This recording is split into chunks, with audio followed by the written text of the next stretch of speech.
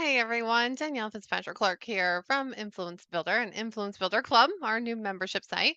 And today, what am I going to talk about today? Well, for those of you who are Q1 entering into Q2, um, you guys may be a little frustrated. And I've heard this from a few people that 2023 has been slow so far. And there's a reason why. It's not what you think either. And so a lot of people are blaming the economy. A lot of people are saying that people have, pulled their purse strings. But there's two real reasons that if you're going through this is why it's happening. So let's talk about the first one. And this one, hmm, man, does this one make people really mad when I say it to them? Um, and it has to do with their programs and their products. And so when you look at their programs and products, you looked at how it's positioned, and you look at the verbiage, the messaging, the branding that's used with it. What it ends up being is something that's not a must have for their ideal clients. It's a nice to have. And don't get me wrong, we all do this. Like I even do this sometimes where I have a great product. It's something that people really do want. It's something that they need.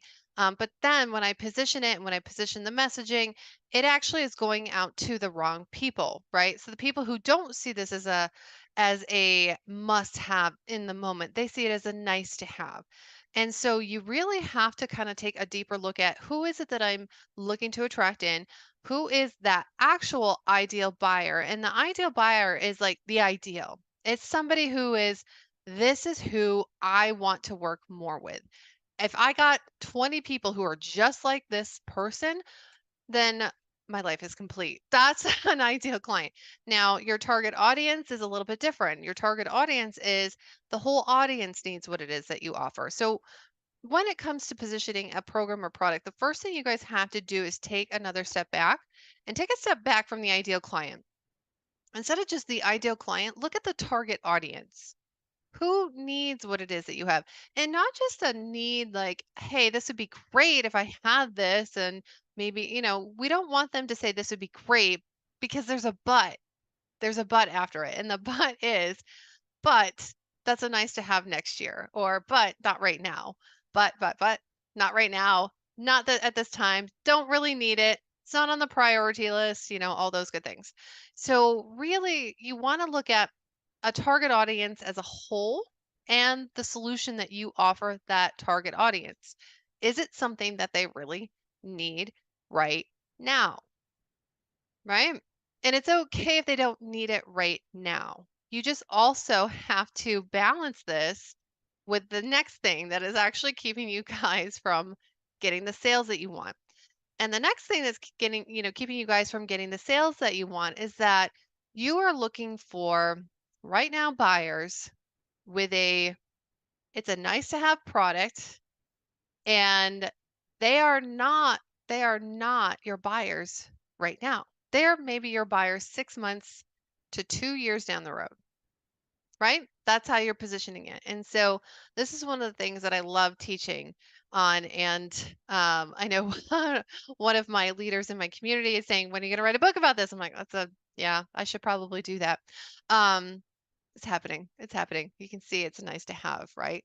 But beside the point, really what you guys want is you want a balance between the types of buyers that you are looking to attract in. Now you've got two general types of buyers. You have the I need it right now, I'm buying right now, and the it's not number one priority or I don't feel ready. And those ones are the ones that kick the can down the road. And that's the thing. There's a lot more to it. I mean, we're in the online space. Online space is completely different than in person or in stores. They have a different marketing tactic. When it comes to online, you really have two types of buyers, which are the fast buyers and the slow buyers. And and this is the thing, you guys be like, "Oh, I just want the fast ones." You want both. So, what does that mean for you right now? If you're not getting the sales that you want, then you have been attracting in your slow buyers. What is happening right now is actually the cause and effect of what you did 6 months to a year ago for your marketing and your sales. And here's what happens to a lot of people is that they will sell, they'll go into launch mode, they'll exhaust themselves too, and they will fill their programs, right? And so once they're full, once they're full, they have fulfillment and they're complete, but they don't keep marketing and selling, which you absolutely want to always be marketing and selling yourself. Does even if you don't have a program open at that time. So the cause and effect is that right in this first quarter of 2023, if you didn't hit your numbers, then you can look back at what you did and didn't do. You can also look at the present moment on what is it you're doing right now and who are you attracting? Because if you are still attracting in those not right now buyers, the ones that are the slow buyers, then you're off to a great start for the end of 2023, which is great. And you want that because that's going to continue to just build and build on itself. If that's your focus, great. Just know your payout is coming later. If you're like, no, I need clients right now, then there's two things that are happening. What possibly that they both could be happening. I'm willing to bet both of them are happening, but it could be one or the other. Either one, you didn't position yourself 6 months, a year ago with your slow buyers so that they would be ready to buy now, or you attracted them in and then you didn't continue nurturing them, or two, you are still using messaging that attracts in the slow buyers. So I know this is kind of confusing. I can go into it in more detail in some of my trainings, but I wanted you guys to know, like, if you're not hitting your numbers, those are the reasons why. So you really want to look at how you have strategized your marketing and your sales process when it has to do with that customer life cycle. And you really need to look at the target audience and then your ideal. So a lot of times I see a correlation between the target audience, meaning the slow buyers, and then the ideal, meaning the fast buyers. Is it always? No, it's not, but I do see a very common correlation. So I hope that helps you guys. So what is it that you can do right now if you are not seeing the sales? Well, here's my suggestion. Look at who you were talking with 6 months to even a year ago and what their interests were with your program. I mean, if you guys don't have a wait list, then you may have a not right now list. You want to go back to that and you want to re engage them if you haven't engaged them in a while. So that's the first thing that you guys can do. And re engagement doesn't mean I'm going to call them up and sell them. Re engagement means, hey, how you doing? Been a while. I wanted to see if you are still looking for X, Y, and Z, or if something's changed for you and there's something else that you need. I want to be able to support you as best as I can. So let me know. And so that's a really simple way to show one, that you care, and two, that you're interested in what it is that's going on with them now. So, and then see how they come back in. I mean, if they've not been nurtured for a while and they showed interest and they said not right now, the last thing you want to do is put pressure on them. You just don't. They're not going to come in. I mean, if anything, you're going to scare them away. So just gently go and check in. So that's one thing that you guys can do. Another thing that you guys can do is that if you're still feeling like I am not getting those buyers and I don't know what is going on, this is where you really need to check who your ideal client is and who your target audience is.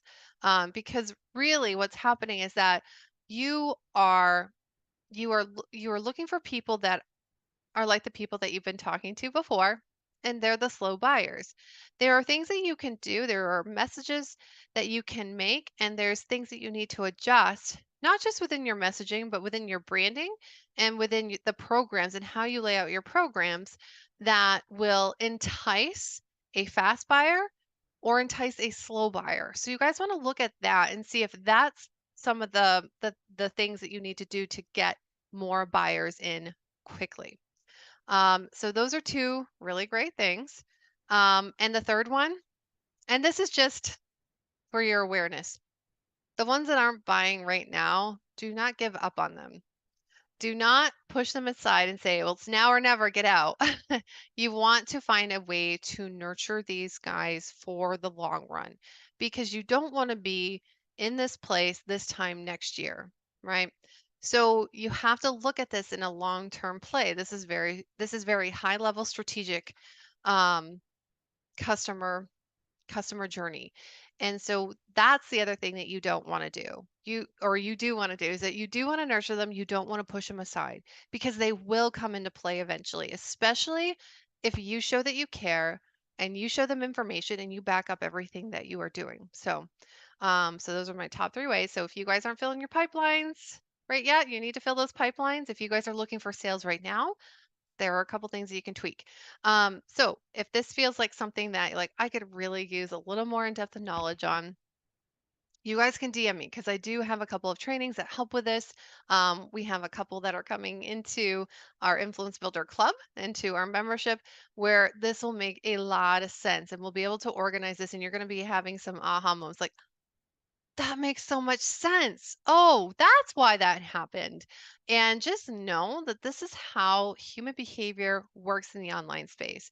Now, we hear all the time like the numbers don't lie. No, they don't. What's really underneath the numbers though, that's where most people get lost. They see the numbers, they don't know why the numbers are acting the way that they are. That's where I can help you guys. So, you can DM me whichever platform you're seeing this on, DM me. You can ask me. I would love that training because it does make a big difference and going into depth on that. And I'm happy to point you guys in the right direction. All right. I hope you guys enjoy.